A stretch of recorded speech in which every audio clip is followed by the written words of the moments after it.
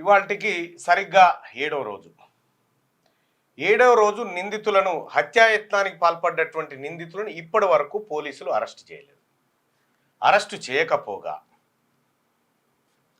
చేయకపోగా నిందితులను ఎట్లా కాపాడాలనేటువంటి కోణంలో దర్యాప్తు జరుపుతున్నట్టుగా తెలుస్తూ ఉంది.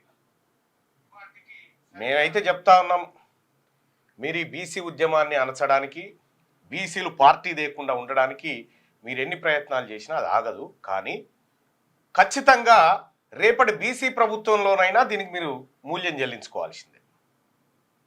ఇవాళ కల్వకుంట్ల కవిత గారి అధికారం పోయి 10 ఏళ్ళు అనుభవించి మళ్ళీ ఇప్పుడు పవర్లోనే పోలీసులను మేనేజ్ చేసేంత శక్తి కవిత దగ్గరికి ఎక్కడి నుంచి వచ్చింది? ఈ శక్తి కవిత వెనకాల ఎవరున్నారన్నట్టు? ఎవరు చెప్తే రాచకొండ పోలీసులు ఆమెను కాపాడే ప్రయత్నం చేస్తూ ఉన్నారు? ఇవాళకి 7వ రోజు కదా. ఒకవేళ తీన్మార్ మల్లన్న మనుషులే పోయి వేరే కార్యాలయం మీద దాడి చేస్తే ఈ పాటికి ఏం చేసేటోళ్ళు మీరు?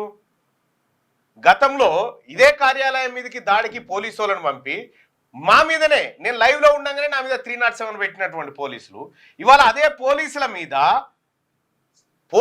మీద పట్టబగటీలు దాడి చేసి కొట్టిన విజువల్ బయటికి వస్తే పోలీసులు కంప్లైంట్ ఇస్తే పోలీసులను రక్షించుకునే పోలీసు వ్యవస్థ కనీసం అయ్యో మా వాళ్ళని కొట్టిరు మేము కంప్లైంట్ లాడ్జ్ చేస్తామనేటువంటి పరిస్థితి లేకుండా కానిస్టేబుల్లను కూడా, వాళ్ళకి దెబ్బలు తాకిన కానిస్టేబుల్లను కూడా మీరు బెదిరించే ప్రయత్నం చేస్తూ ఉన్నారంటే దీన్ని బట్టి అర్థమవుతా ఉంది కవిత వెనకాల ఎవరున్నారు, కవితతో కాంగ్రెస్లో ఎవరు ములాఖాత్ అయ్యారు.